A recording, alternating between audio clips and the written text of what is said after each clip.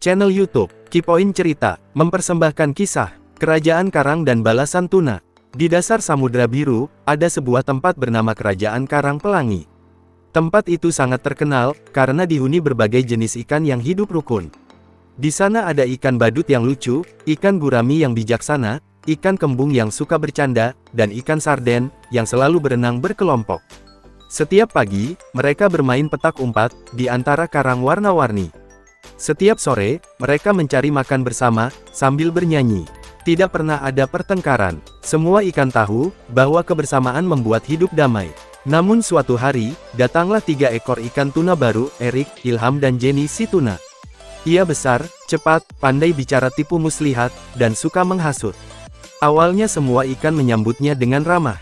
Tetapi ternyata Erik punya sifat yang berbeda. Ia suka menipu, dengan menawarkan janji manis dan tipu daya. "Hei ikan badut," katanya suatu hari. "Kamu harus hati-hati dengan ikan sarden. Mereka suka mengambil makananmu, loh." Akhirnya ikan badut jadi curiga. Lalu Erik, Jenny, dan Ilham mendekati ikan sarden. "Kalian jangan percaya ikan kembung. Mereka suka menuduh sembarangan." Sedikit demi sedikit, suasana kerajaan Karang Pelangi berubah. Ikan-ikan yang dulu tertawa bersama, mulai saling menatap curiga. Tidak ada lagi yang mau bermain bersama. Air laut yang biasanya jernih, kini terasa berat oleh kecemasan.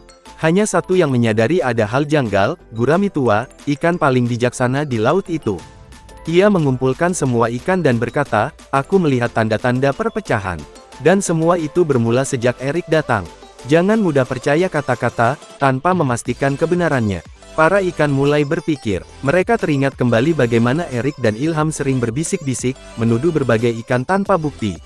Mereka akhirnya sadar, bahwa mereka telah dibohongi dan diadu domba.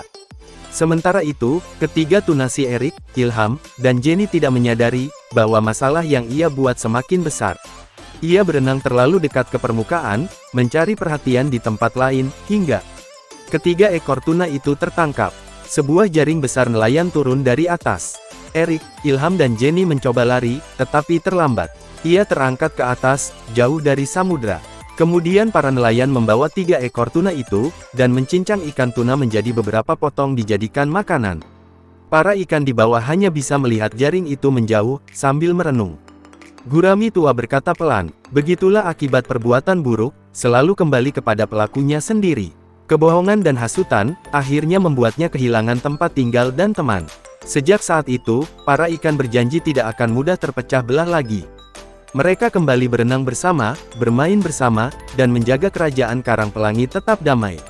Dan cerita tentang Erik, Ilham dan Jenny si tuna menjadi pelajaran yang diwariskan 7 generasi ikan, yang lenyap dimusnahkan secara tragis, agar mereka selalu ingat.